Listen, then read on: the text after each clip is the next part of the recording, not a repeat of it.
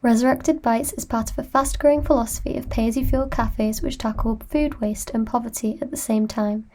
During the pandemic, as the cafe had to close, it's now converted into a food delivery service, Res Bites, for the vulnerable and people who can't get food during the pandemic.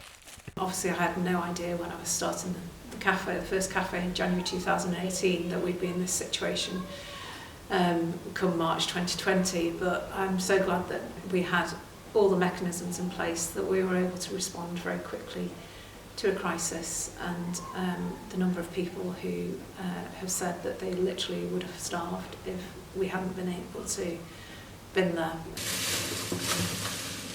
Over a third of all food produced gets thrown away.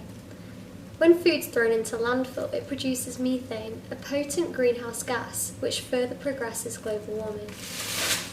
I knew as soon as lockdown was coming that there would be a huge amount of food waste as businesses closed, and that was absolutely the case. Thankfully, we were just intercepting tons and tons of food every day, and I'm so glad we did, because the thought of all that good quality food going to waste when there were so many people who needed it was just awful.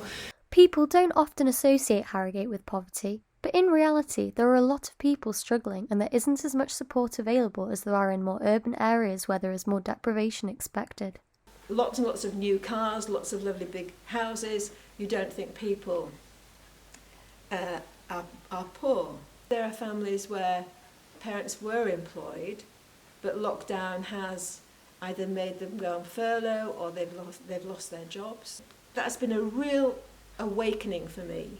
And I realised that I still only had scratched the surface of reality. In terms of reality, there's a lot of people struggling one way or another.